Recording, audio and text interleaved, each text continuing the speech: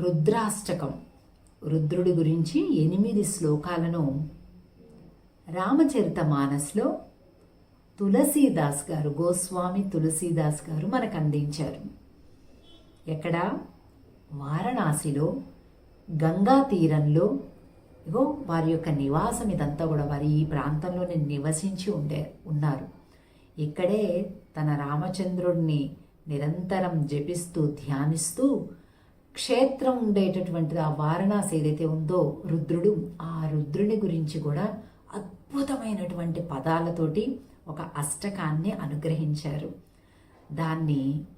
ప్రతి అష్టమి రోజు కూడా, అలాగే కార్తీక మాఘ వైశాఖ మాసాల్లో మరీ విశేషంగా ప్రతి అష్టమి రోజు కూడా మనం సేవించవచ్చు. సో 11 సార్లు దీన్ని సేవించుకుంటే మహాఫలితమని మన పెద్దలు చెప్తారు. కనుక మనం కలిపి 11 సార్లు పఠిద్దాం. రుద్రాష్టకం. నమామీశ సమీశాన నిర్వాణ రూపం విభుం వ్యాపకం బ్రహ్మ వేదస్వరూపం నిజం నిర్గుణం నిర్వికల్పం నిరీహం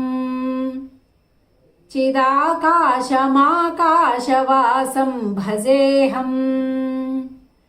నిరాకారమోంకారమూలం తురీయం గిరాజ్ఞానగోతీతమీశం గిరీశం కరాలం మహాకాలకాలం కృపాలం గుణాగార సంసారపారం నతోహం తుషారాద్రిసంకాశగౌరం గభీరం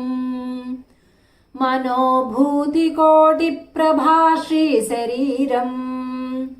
స్ఫురన్మౌలికల్లోలినీ చారుగంగా లసద్బాలబాలేందుకంఠే భుజంగా చలత్కుండలం భ్రూసునేత్రం విశాలం ప్రసన్నాననం నీలకంఠం దయాళం మృగాధీశచర్మాంబరం ముండమాలం ప్రియం శంకరం సర్వనాథం భజామి ప్రచండం ప్రకృష్టం ప్రగల్భం పరేశం అఖండమజం భానుకోటి ప్రకాశం త్రయః శూల నిర్మూలనం శూలపాణిం భజేహం భవానీపతిం భావగమ్యం కళాతీత కళ్యాణ కల్పాంతకారి సదా సజ్జనానందదాతా పురారీ చిదానంద సందోహ మోహాపహారీ ప్రసీద ప్రసీద ప్రభో మన్మధారీ నయావత్ ఉమానాథ పాదారవిందం భజంతీహ లోకే పరే వానరాణాం న తావత్ సుఖం శాంతి సంతాపనాశం ప్రసీద ప్రభో సర్వభూతాధివాసం న జానామి యోగం జపం నైవ పూజాం నతోహం సదా సర్వదా శంభుతుభ్యం జరాజన్మ దుఃఖౌఘతాతప్యమానం ప్రభో పాహి ఆపన్నమామీశ శంభో. రుద్రాష్టకమిదం ప్రోక్తం విప్రేణ హరతోషయే ఏ పఠంతి నరా భక్త్యా తేషాం శంభు ప్రసీదతి. ఇది శ్రీరామచరితమానసే ఉత్తరకాండే శ్రీ గోస్వామి తులసీదాసకృతం శ్రీరుద్రాష్టకం సంపూర్ణం. రుద్రాష్టకం. నమామీశ సమీశాన నిర్వాణ రూపం విభుం వ్యాపకం బ్రహ్మ వేదస్వరూపం నిజం నిర్గుణం నిర్వికల్పం నిరీహం चिदाकाशमाकाशवासं भजेऽहम् निराकारमोङ्कारमूलं तुरीयम् गिराज्ञानगोतीतमीशं गिरीशम् करालं महाकालकालं कृपालम् गुणागारसंसारपारं नतोऽहम् तुषाराद्रिसंकाशगौरं गभीरम्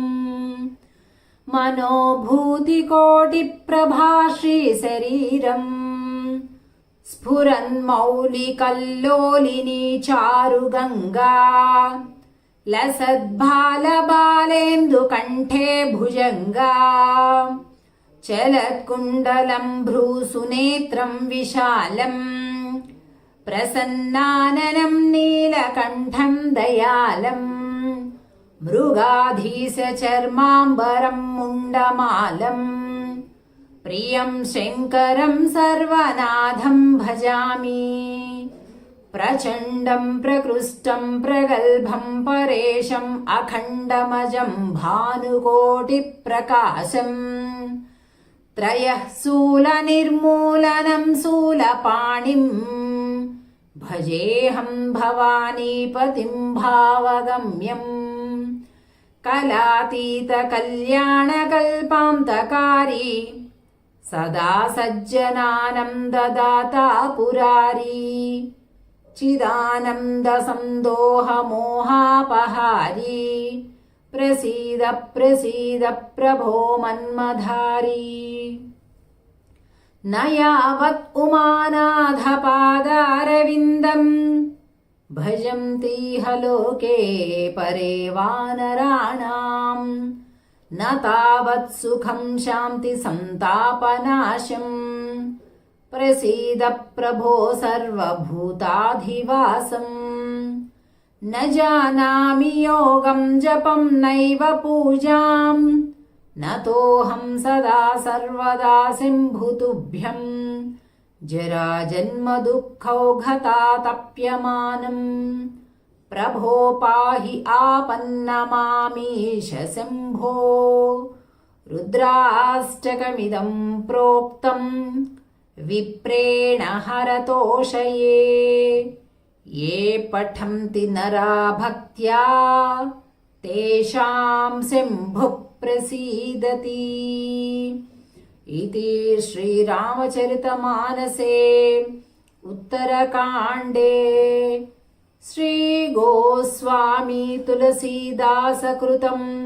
श्रीरुद्राष्टकं सम्पूर्णम्। रुद्राष्टकम्। नमामीश समीशाननिर्वाणरूपम् विभुं व्यापकं ब्रह्मवेदस्वरूपम् निजं निर्गुणं निर्विकल्पं निरीहम् चिदाकाशमाकाशवासं भजेऽहम् निराकारमोङ्कारमूलं तुरीयम् गिराज्ञानगोतीतमीशं गिरीशम् करालं महाकालकालं कृपालम् गुणागारसंसारपारं नतोऽहम् तुषाराद्रिसंकाशगौरं गभीरम् मनोभूतिकोटिप्रभाश्रीशरीरम् स्फुरन्मौलिकल्लोलिनी चारुगङ्गा लसद्भालबालेन्दुकण्ठे भुजङ्गा चलत्कुण्डलं भ्रूसुनेत्रं विशालम् प्रसन्नाननं नीलकण्ठं दयालम् मृगाधीशचर्माम्बरं मुण्डमालम् प्रियं शङ्करं सर्वनाथं भजामि प्रचण्डं प्रकृष्टं प्रगल्भं परेशम् अखण्डमजं भानुकोटिप्रकाशम् त्रयः शूलनिर्मूलनं शूलपाणिम् भजेऽहं भवानीपतिं भावगम्यम् कलातीतकल्याणकल्पान्तकारी सदा सज्जनानं ददाता पुरारी चिदानन्दसन्दोहमोहापहारी प्रसीद प्रसीद प्रभो मन्मधारी न यावत् उमानाथपादारविन्दम् भजन्तीह लोके परे वानराणाम् न तावत् सुखं शान्ति सन्तापनाशम् प्रसीद प्रभो सर्वभूताधिवासम् न जानामि योगं जपं नैव पूजाम् न तोऽहं सदा सर्वदा सिम्भुतुभ्यम् जराजन्मदुःखौघतातप्यमानम् प्रभो पाहि आपन्नमामीश शम्भो रुद्राष्टकमिदं प्रोक्तम् विप्रेण हरतोषये ये पठन्ति नरा भक्त्या तेषां शम्भुः प्रसीदति इति श्रीरामचरितमानसे उत्तरकाण्डे श्रीगोस्वामी तुलसीदासकृतं श्रीरुद्राष्टकं सम्पूर्णम्। रुद्राष्टकम्। नमामीश समीशाननिर्वाणरूपम् विभुं व्यापकं ब्रह्मवेदस्वरूपम् निजं निर्गुणं निर्विकल्पं निरीहम् चिदाकाशमाकाशवासं भजेऽहम् निराकारमोङ्कारमूलं तुरीयम् गिराज्ञानगोतीतमीशं गिरीशम् करालं महाकालकालं कृपालम् गुणागारसंसारपारं नतोऽहम् तुषाराद्रिसंकाशगौरं गभीरम् मनोभूतिकोटिप्रभाश्रीशरीरम्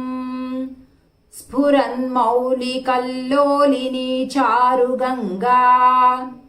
लसद्भालबालेन्दुकण्ठे भुजङ्गा चलत्कुण्डलं भ्रूसुनेत्रं विशालम् प्रसन्नाननं नीलकण्ठं दयालम् मृगाधीशचर्माम्बरं मुण्डमालम् प्रियं शङ्करं सर्वनाथं भजामि प्रचण्डं प्रकृष्टं प्रगल्भं परेशम् अखण्डमजं भानुकोटिप्रकाशम् त्रयः शूलनिर्मूलनं शूलपाणिम् भजेऽहं भवानीपतिं भावगम्यम् कलातीतकल्याणकल्पान्तकारी सदा सज्जनानं ददाता पुरारी चिदानन्दसन्दोहमोहापहारी प्रसीद प्रसीद प्रभो मन्मधारी न यावत् उमानाथपादारविन्दम् भजन्तीह लोके परे वानराणाम् न तावत् सुखं शान्ति सन्तापनाशम् प्रसीद प्रभो सर्वभूताधिवासम् न जानामि योगं जपं नैव पूजाम् न तोऽहं सदा सर्वदा सिम्भुतुभ्यम् जराजन्मदुःखौघतातप्यमानम् प्रभो पाहि आपन्नमामीश शम्भो रुद्राष्टकमिदं प्रोक्तम् विप्रेण हरतोषये ये पठन्ति नरा भक्त्या तेषां शम्भुः प्रसीदति इति श्रीरामचरितमानसे उत्तरकाण्डे श्रीगोस्वामी तुलसीदासकृतं श्रीरुद्राष्टकं सम्पूर्णम्। रुद्राष्टकम्। नमामीश समीशाननिर्वाणरूपम् विभुं व्यापकं ब्रह्मवेदस्वरूपम् निजं निर्गुणं निर्विकल्पं निरीहम् चिदाकाशमाकाशवासं भजेऽहम् निराकारमोङ्कारमूलं तुरीयम् गिराज्ञानगोतीतमीशं गिरीशम् करालं महाकालकालं कृपालम् गुणागारसंसारपारं नतोऽहम् तुषाराद्रिसंकाशगौरं गभीरम् मनोभूतिकोटिप्रभाश्रीशरीरम् स्फुरन्मौलिकल्लोलिनी चारुगङ्गा लसद्भालबालेन्दुकण्ठे भुजङ्गा चलत्कुण्डलं भ्रूसुनेत्रं विशालम् प्रसन्नाननं नीलकण्ठं दयालम् मृगाधीशचर्माम्बरं मुण्डमालम् प्रियं शङ्करं सर्वनाथं भजामि प्रचण्डं प्रकृष्टं प्रगल्भं परेशम् अखण्डमजं भानुकोटिप्रकाशम्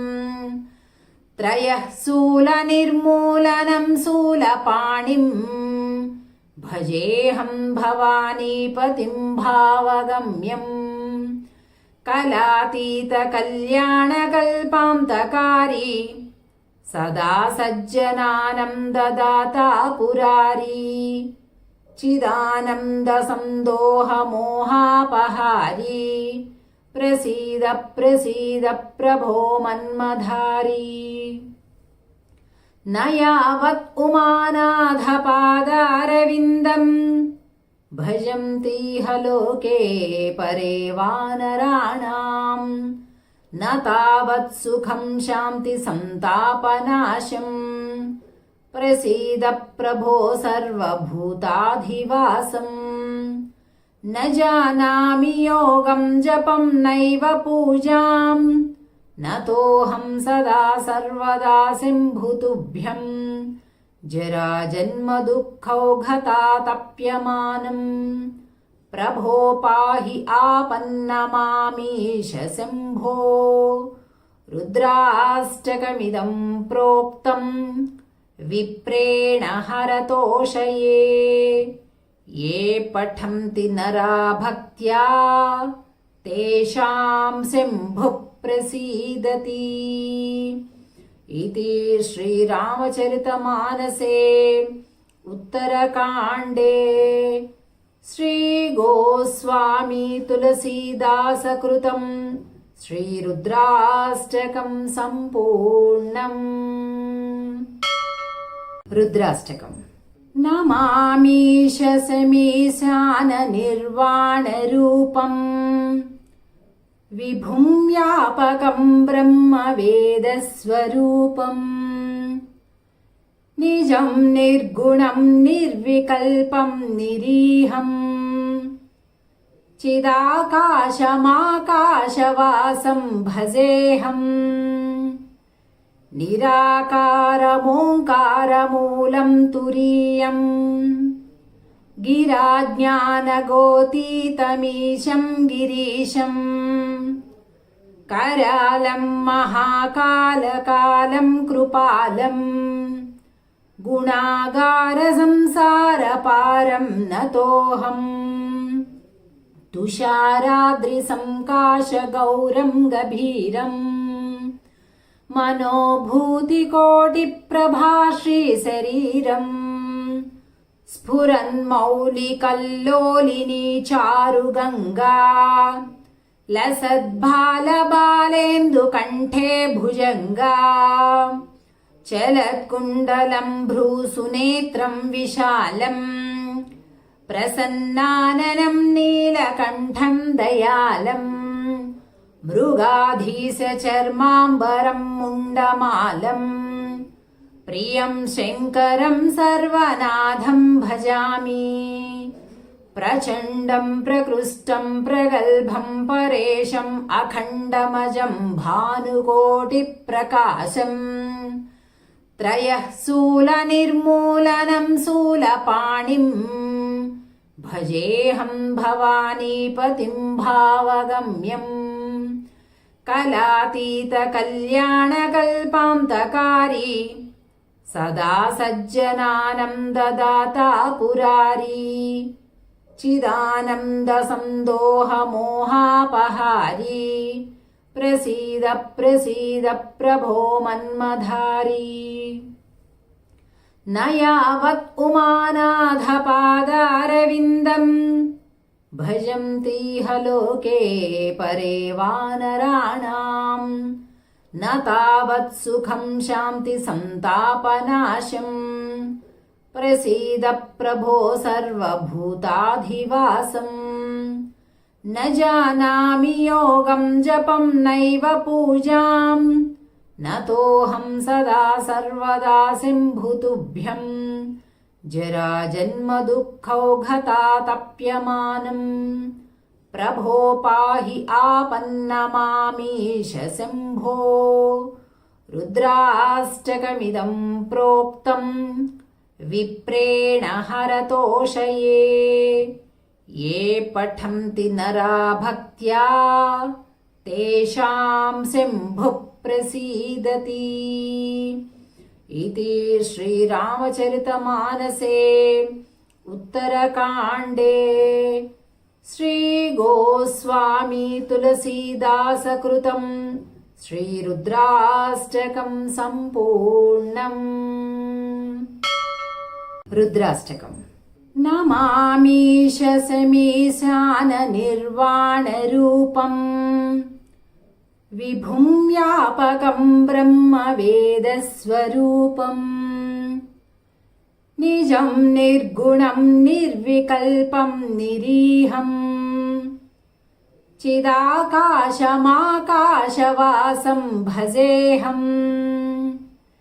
निराकारमोङ्कारमूलं तुरीयम्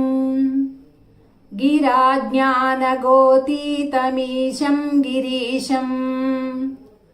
करालं महाकालकालं कृपालम् गुणागारसंसारपारं नतोऽहम् तुषाराद्रिसंकाशगौरं गभीरम् मनोभूतिकोटिप्रभा श्रीशरीरम्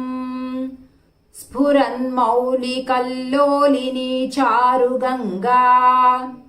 लसद्बालबालेन्दुकण्ठे भुजङ्गा चलत्कुण्डलं भ्रूसुनेत्रं विशालम् प्रसन्नाननं नीलकण्ठं दयालम् मृगाधीशचर्माम्बरं मुण्डमालम् प्रियं शङ्करं सर्वनाथं भजामि प्रचण्डं प्रकृष्टं प्रगल्भं परेशम् अखण्डमजं भानुकोटिप्रकाशम् त्रयः शूलनिर्मूलनं शूलपाणिम् भजेऽहं भवानीपतिं भावगम्यम् कलातीतकल्याणकल्पान्तकारी सदा सज्जनानं ददाता पुरारी चिदानन्दसन्दोहमोहापहारी प्रसीद प्रसीद प्रभो मन्मधारी न यावत् उमानाथपादारविन्दम् भजन्तीह लोके परे वानराणाम्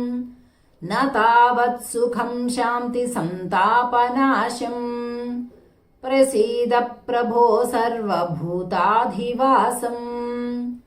न जानामि योगं जपं नैव पूजाम् नतोऽहं सदा सर्वदा सिम्भुतुभ्यं जराजन्मदुःखौघतातप्यमानम् प्रभो पाहि आपन्नमामीश शम्भो रुद्राष्टकमिदं प्रोक्तं विप्रेण हरतोषये ये पठन्ति नरा भक्त्या तेषां शम्भुः प्रसीदति इति श्रीरामचरितमानसे उत्तरकाण्डे श्रीगोस्वामी तुलसीदासकृतं श्रीरुद्राष्टकं सम्पूर्णम्। रुद्राष्टकम्। नमामीश समीशाननिर्वाणरूपम्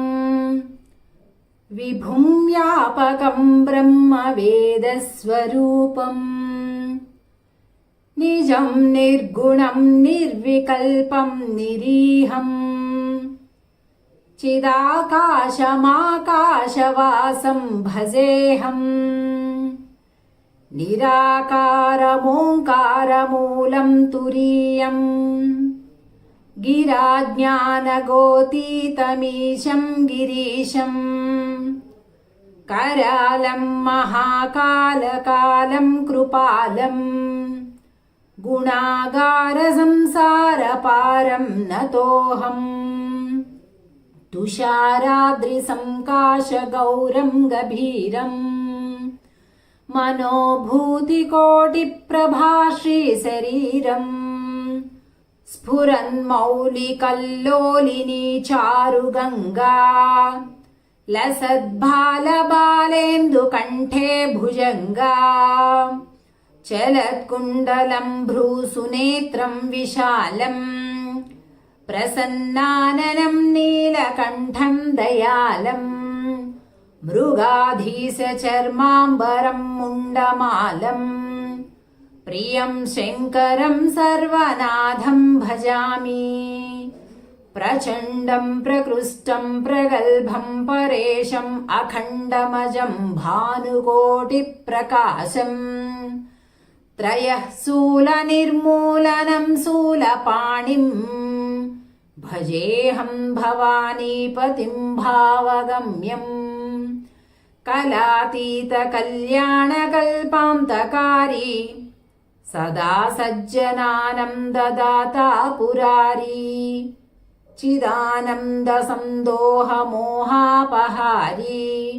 प्रसीद प्रसीद प्रभो मन्मधारी न यावत् उमानाथपादारविन्दम् भजन्तीह लोके परे वानराणाम् न तावत् सुखं शान्ति सन्तापनाशम् प्रसीद प्रभो सर्वभूताधिवासम् न जानामि योगं जपं नैव पूजाम् नतोऽहं सदा सर्वदा सिम्भुतुभ्यं जराजन्मदुःखौघतातप्यमानम् प्रभो पाहि आपन्नमामीश शम्भो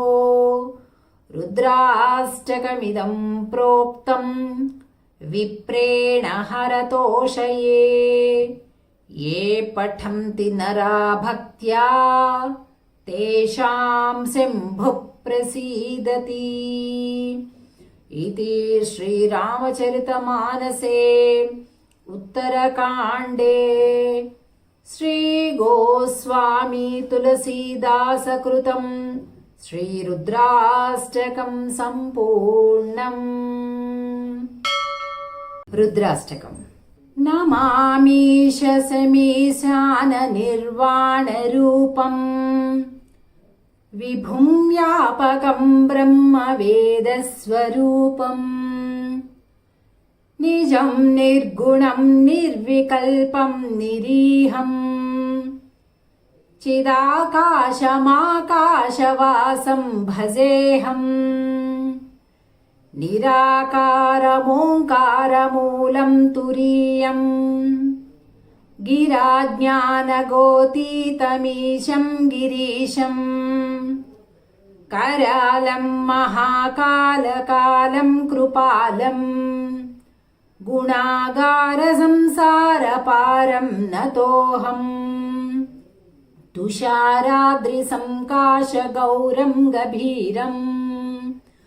मनोभूतिकोटिप्रभाश्रीशरीरम् स्फुरन्मौलिकल्लोलिनी चारुगङ्गा लसद्भालबालेन्दुकण्ठे भुजङ्गा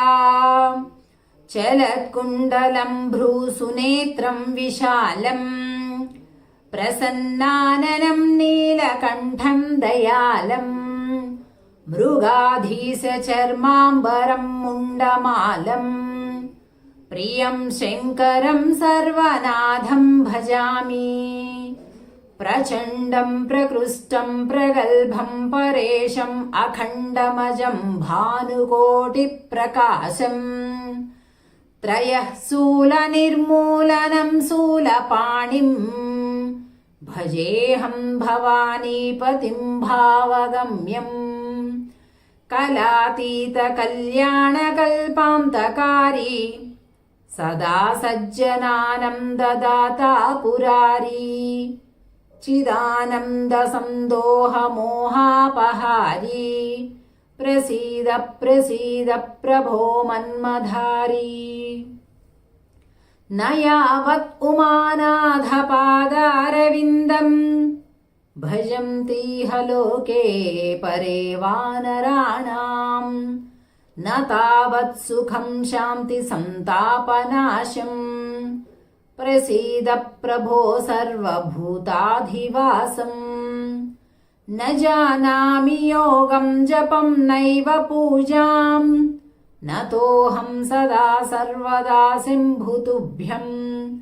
जराजन्मदुःखौघतातप्यमानम् प्रभो पाहि आपन्नमामीश शम्भो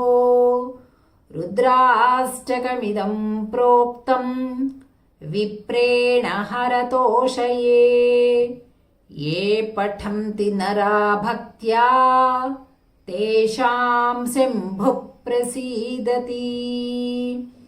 इति श्रीरामचरितमानसे उत्तरकाण्डे श्रीगोस्वामी तुलसीदासकृतं श्रीरुद्राष्टकं सम्पूर्णम्। रुद्राष्टकम्। नमामीश समीशाननिर्वाणरूपम् विभुं व्यापकं ब्रह्मवेदस्वरूपम् निजं निर्गुणं निर्विकल्पं निरीहम् चिदाकाशमाकाशवासं भजेऽहम् निराकारमोङ्कारमूलं तुरीयम् गिराज्ञानगोतीतमीशं गिरीशम् करालं महाकालकालं कृपालम् गुणागारसंसारपारं नतोऽहम् तुषाराद्रिसंकाशगौरं गभीरम् मनोभूतिकोटिप्रभाश्रीशरीरम् स्फुरन्मौलिकल्लोलिनी चारुगङ्गा लसद्भालबालेन्दुकण्ठे भुजङ्गा चलत्कुण्डलं भ्रूसुनेत्रं विशालम् प्रसन्नाननं नीलकण्ठं दयालम् मृगाधीशचर्माम्बरं मुण्डमालम् प्रियं शङ्करं सर्वनाथं भजामि प्रचण्डं प्रकृष्टं प्रगल्भं परेशम् अखण्डमजं भानुकोटिप्रकाशम् त्रयः शूलनिर्मूलनं शूलपाणिम् भजेऽहं भवानीपतिं भावगम्यम् कलातीतकल्याणकल्पान्तकारी सदा सज्जनानं ददाता पुरारी चिदानन्दसन्दोहमोहापहारी प्रसीद प्रसीद प्रभो मन्मधारी न यावत् उमानाथपादारविन्दम् भजन्तीह लोके परे वानराणाम् न तावत् सुखं शान्ति सन्तापनाशम् प्रसीद प्रभो सर्वभूताधिवासम् न जानामि योगं जपं नैव पूजाम् न तोऽहं सदा सर्वदा सिम्भुतुभ्यम् जराजन्मदुःखौघतातप्यमानम् प्रभो पाहि आपन्नमामीश शम्भो रुद्राष्टकमिदं प्रोक्तम् विप्रेण हरतोषये ये पठन्ति नरा भक्त्या तेषां शम्भुः प्रसीदति इति श्रीरामचरितमानसे उत्तरकाण्डे श्रीगोस्वामी तुलसीदासकृतं श्रीरुद्राष्टकं सम्पूर्णम्। रुद्राष्टकम्। नमामीश समीशाननिर्वाणरूपम् विभुं व्यापकं ब्रह्मवेदस्वरूपम् निजं निर्गुणं निर्विकल्पं निरीहम् चिदाकाशमाकाशवासं भजेऽहम् निराकारमोङ्कारमूलं तुरीयम् गिराज्ञानगोतीतमीशं गिरीशम् करालं महाकालकालं कृपालम् गुणागारसंसारपारं नतोऽहम् तुषाराद्रिसंकाशगौरं गभीरम् मनोभूतिकोटिप्रभा श्रीशरीरम् स्फुरन्मौलिकल्लोलिनी चारुगङ्गा लसद्भालबालेन्दुकण्ठे भुजङ्गा चलत्कुण्डलं भ्रूसुनेत्रं विशालम् प्रसन्नाननं नीलकण्ठं दयालम् मृगाधीशचर्माम्बरं मुण्डमालम् प्रियं शङ्करं सर्वनाथं भजामि प्रचण्डं प्रकृष्टं प्रगल्भं परेशम् अखण्डमजं भानुकोटिप्रकाशम् त्रयः शूलनिर्मूलनं शूलपाणिम् भजेऽहं भवानीपतिं भावगम्यम् कलातीतकल्याणकल्पान्तकारी सदा सज्जनानन्ददाता पुरारी चिदानन्दसन्दोहमोहापहारी प्रसीद प्रसीद प्रभो मन्मधारी न यावत् उमानाथपादारविन्दम् भजन्तीह लोके परे वानराणाम् न तावत् सुखं शान्ति सन्तापनाशम् प्रसीद प्रभो सर्वभूताधिवासम् न जानामि योगं जपं नैव पूजाम् न तोऽहं सदा सर्वदा सिम्भुतुभ्यम् जराजन्मदुःखौघतातप्यमानम् प्रभो पाहि आपन्नमामीश शम्भो रुद्राष्टकमिदं प्रोक्तम् विप्रेण हरतोषये ये पठन्ति नरा भक्त्या तेषां शम्भुः प्रसीदति इति श्रीरामचरितमानसे उत्तरकाण्डे श्रीगोस्वामी तुलसीदासकृतं श्रीरुद्राष्टकं सम्पूर्णम्।